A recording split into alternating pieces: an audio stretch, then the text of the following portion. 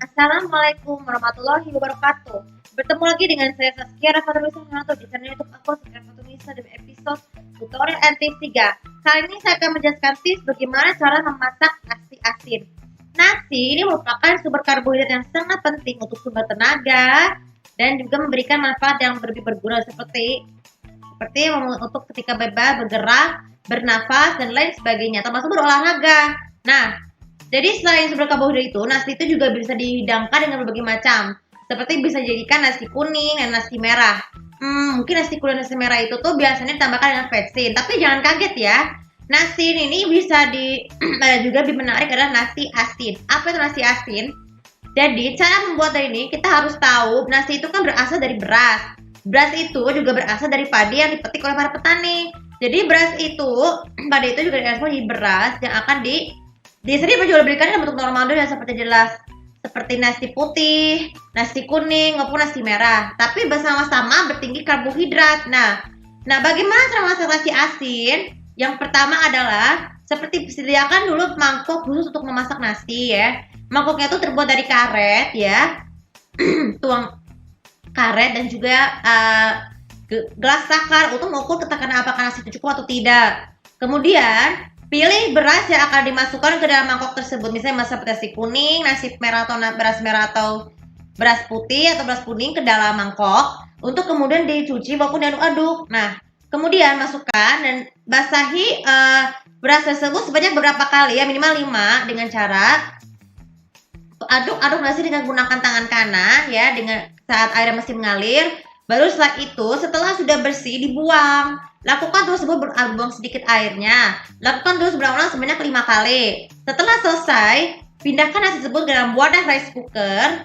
Dan oh iya, jadi sebelum dimasukkan ke rice cooker itu harus diberi garam terdahulu ya. Jadi biar nanti nasi bisa langsung asin. Nah, jadi caranya itu setelah nasi dimasukkan ke dalam rice cooker itu, jangan dulu masukkan nasi di mangkok. Tambahkan sedikit nasi berapa jadi seperti nasi garam yodum Himalaya. Tapi yang lebih sehat adalah garam Himalaya ya, karena garam Himalaya itu bersifatnya natrium kloridanya cukup banyak. Jadi tidak perlu menambah natrium klorida yang berlebih karena mengakibatkan tekanan darah tinggi. Kemudian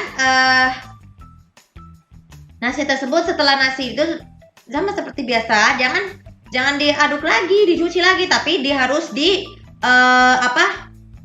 dicampur dengan nasi yang sudah dengan basa dibersihkan supaya rasa asin dari nasi tersebut tuh bisa terasa. Kemudian setelah nasi tersebut setelah dicuci dan diasinkan dengan garam, masukkan ke dalam wadah rice cooker. Dan baru setelah itu masak, ditekan nutup rice cookernya dan nyalakan rice cooker dengan menekan tombol warm ataupun tombolnya bisa macam-macam dari rice cooker itu ya, supaya tunggu hingga sampai 15 menit. Tunggu sampai 15 menit. Setelah 15 menit, nasi tersebut kemudian dicabut rice cooker, terus ambil nasi dan dimasukkan ke dalam mangkok besar. Jadi dan tahap terakhir adalah letakkan nasi asin tersebut ke meja makan dia, terus letakkan. Jadi sebelum dipastikan dimasukkan asin, dicoba terlebih dahulu apakah rasa asin sudah cukup atau tidak.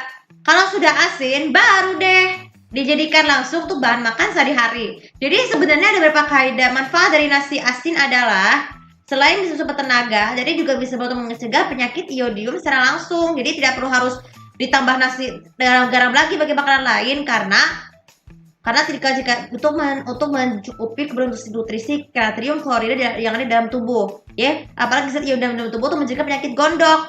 Oke, dan video kali ini juga bisa bermanfaat. Dan jangan lupa subscribe sosial media aku, komen dan share tulisannya untuk lebih tahu bagaimana cara kalian memasak nasi asin menurut versi kalian.